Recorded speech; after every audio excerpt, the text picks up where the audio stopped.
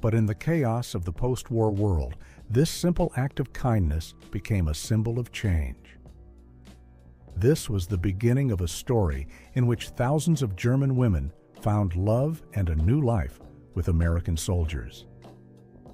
The story of why German brides married former enemies in such great numbers became an unexpected chapter of the post-war era, a chapter of love, cultural contrasts, and the search for their own version of the American dream.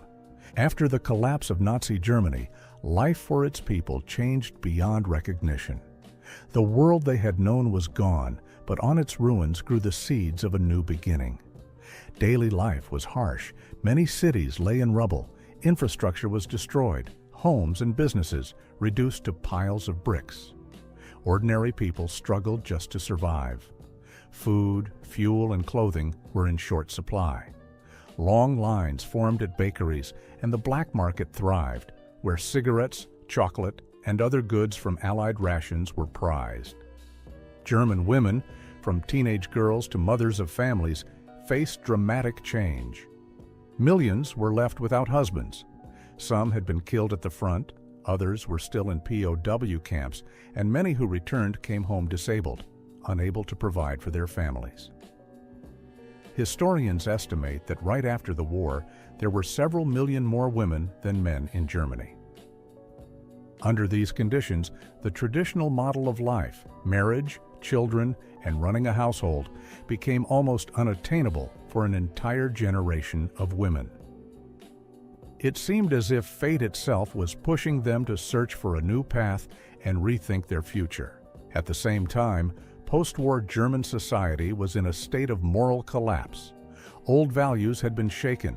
The church, the family, and long-held social norms all were in question. Many women, scarred by bombings and years of dictatorship, felt lost and lonely. Yet the post-war period was not only about grief, it also carried hope for a fresh start. The destroyed world opened the door to re-examining old traditions and trying something new. The harsh discipline of wartime life slowly gave way to a desire for personal happiness and peace in one's own life. And that was when American soldiers appeared on German streets. To German women of the time, Americans had a special image. Soldiers of the U.S. Army, yesterday's enemies, now patrolled German cities, handing out candy and chewing gum to children, talking with locals in broken German, or simply through a smile, the universal language of goodwill. For women exhausted by war, Americans seemed like men from another world. They were open, friendly, quick to laugh and joke, strikingly different from the stern and reserved manner of German men at home. An American I might wink at a child and hand him a candy bar, strike up a casual conversation on the street, or help an elderly woman carry a heavy suitcase. Such small gestures of kindness touched hearts. For many German women, that chocolate bar or pack of cigarettes wasn't just a treat. It was a sign of attention, respect, and safety in the midst of chaos. German women also noticed how much easier Americans were in conversation. GIs addressed them politely and casually, weren't afraid to start a chat, gave compliments, laughed. In short, they acted in a more relaxed and democratic way than German men of that generation. Their uniforms looked sharp, they appeared healthy and strong, and they were well supplied. Their rations, canned meat, chocolate, coffee, stood in stark contrast to the meager portions German families had to live on. There was even a joking nickname. Young German women seen with American soldiers were called chocolate girls, since they were often spotted holding the rare treat given to them by their American suitors. American culture began to seep into daily life in occupied Germany as well. Alongside the soldiers came jazz and swing music, which sounded lively and free compared to the marching songs of wartime. At officers' clubs, Germans heard new rhythms, and at dances, GIs taught German girls how to laugh and swing to the boogie-woogie instead of the traditional waltz. Americans dressed differently too. Their uniforms and casual clothes looked more comfortable and modern than pre-war German fashion. Jeeps and Dodges rolled through the streets, and some officers even had personal cars, a sight that amazed locals who mostly relied on beat-up bicycles or horse carts. No wonder many Germans said the Americans looked like they had stepped right off a movie screen. Soldiers from the future. Most striking of all was the way Americans treated women. In pre-war German culture, the traditional family model was deeply... On December 17, 1944, during the Battle of the Bulge, one of World War II's darkest war crimes unfolded near the Belgian town of Malmedy. That morning, about 120 American soldiers from the 285th Field Artillery Observation Battalion were captured by Waffen-SS troops, the military wing of the Nazi SS. They were disarmed and expected to be marched to a POW camp. Instead, they were corralled into a snowy field by troops of the 1st SS Panzer Division under the command of Joachim Peiper. Without warning, the German soldiers opened fire with machine guns. The massacre was brutal. Some Americans were cut down immediately. Others tried to flee across the snow, but SS troops hunted them down, shooting the wounded and finishing off anyone who moved. By the end, 84 American POWs were dead. A handful managed to survive by playing dead under the bodies of their comrades. It was for official business. Of course, such orders clashed with human nature. The war was over, and many young Americans, weary of bloodshed and tension, longed for simple human connection. By the fall of 1945, the strict fraternization ban was being quietly ignored, and soon it was lifted altogether. GIs began freely visiting city cafes, organizing dances, and getting to know the locals. Naturally, romance began to bloom between young men and women. Even so, another obstacle remained at the official level: a ban on marriages to citizens of former enemy nations. For an American GI to marry a German woman in 1945 to 46 was almost impossible. The Army wouldn't grant permission, and without that approval, the marriage wasn't recognized.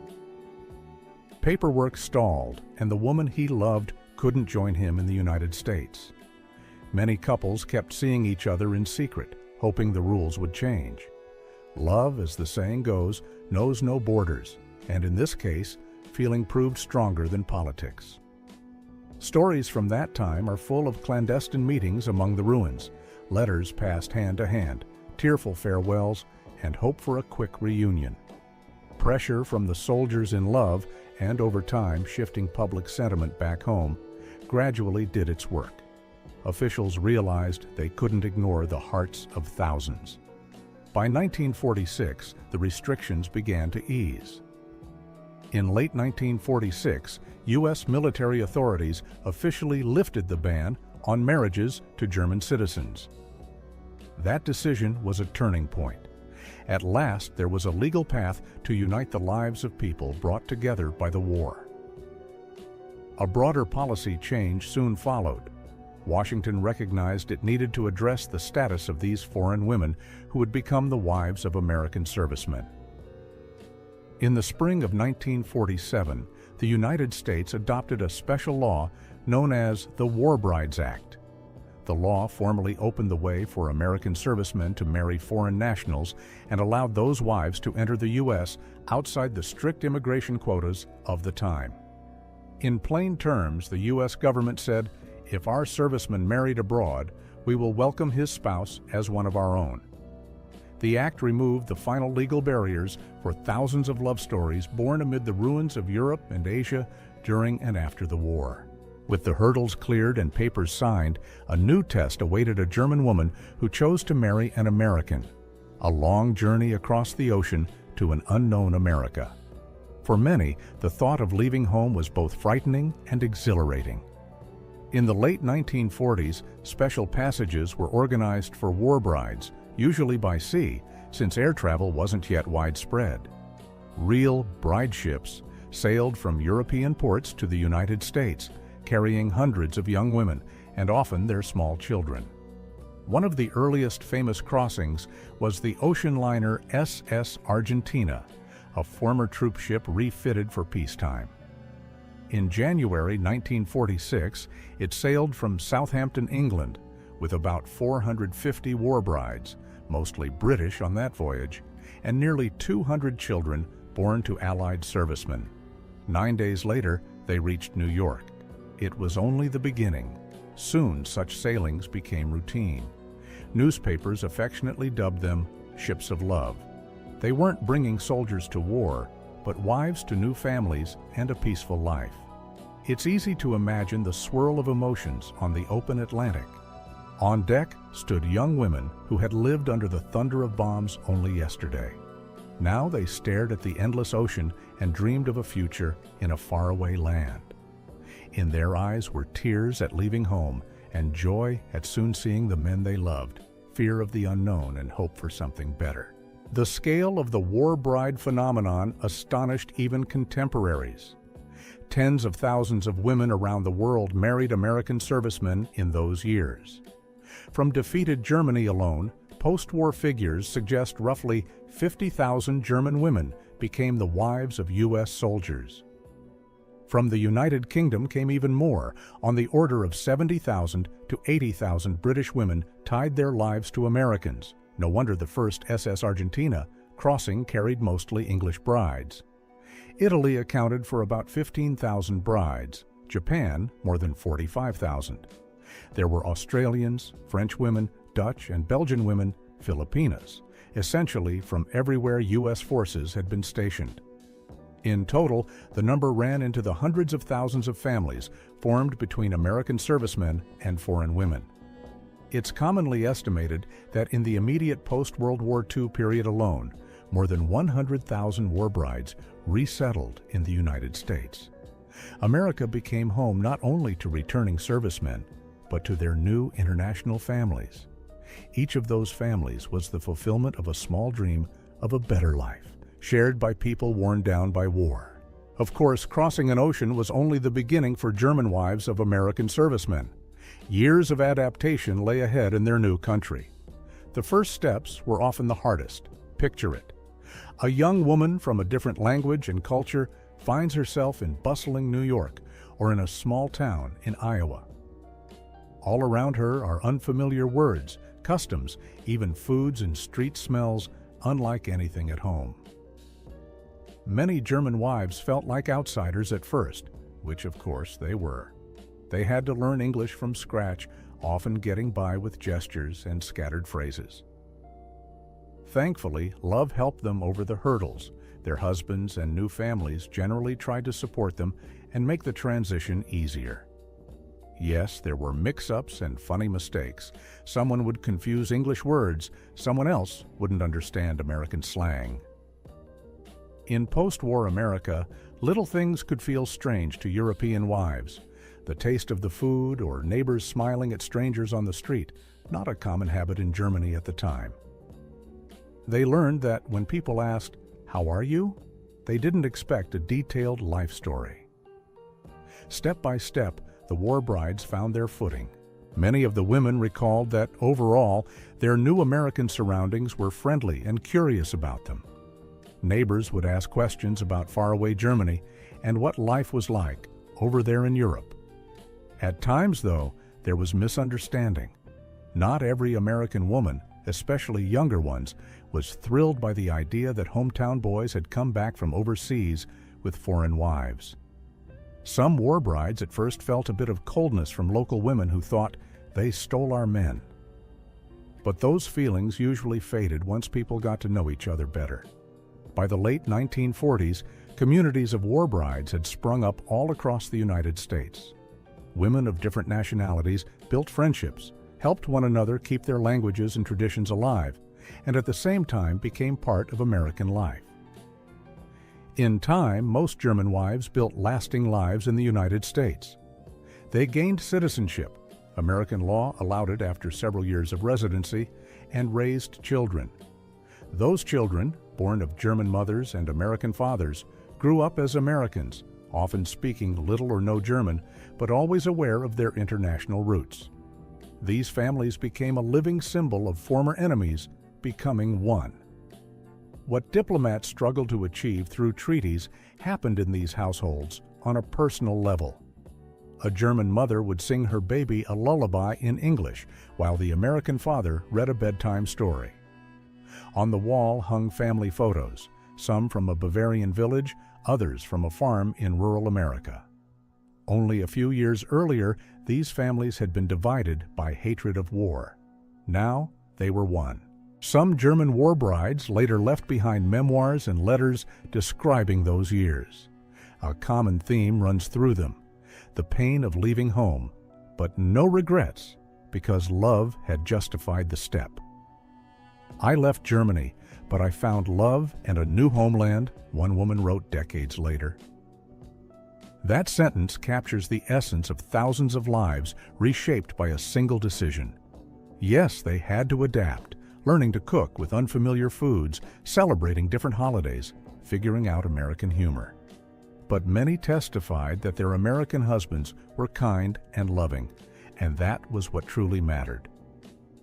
Over time, German wives became an integral part of American communities, whether on a farm in the Midwest or in a neighborhood of a big city.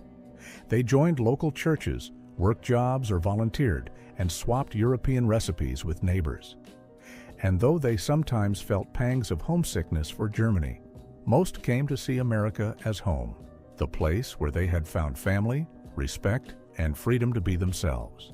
It's important to stress, the phenomenon of German women marrying American soldiers was not about calculation or chasing wealth, as cynics might suggest. Yes, the United States of the late 1940s looked like a land of plenty compared to ruined Europe, and stability in a prosperous country was attractive. But few would have left their homeland and culture forever for comfort alone.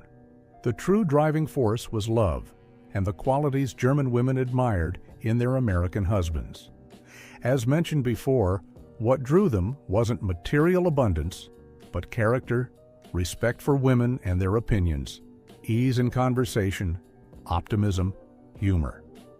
These traits won hearts more strongly than full store shelves or pretty clothes. In post-war Germany, women had endured grief and a lack of freedom. With American husbands, many felt valued and cherished. The cultural contrast mattered deeply, the German sense of steadiness and resilience paired with America's openness and belief in personal happiness. On December 17, 1944, during the Battle of the Bulge, one of World War II's darkest war crimes, unfolded near the Belgian town of Malmedy. That morning, about 120 American soldiers from the 285th Field Artillery Observation Battalion were captured by Waffen-SS troops, the military wing of the Nazi SS. They were disarmed and expected to be marched to a POW camp. Instead, they were corralled into a snowy field by troops of the 1st SS Panzer Division under the command of Joachim Peiper. Without warning, the German soldiers opened fire with machine guns. The massacre was brutal. Some Americans were cut down immediately. Others tried to flee across the snow, but SS troops hunted them down, shooting the wounded and finishing off anyone who moved.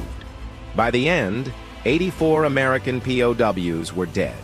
A handful managed to survive by playing dead under the bodies of their comrades.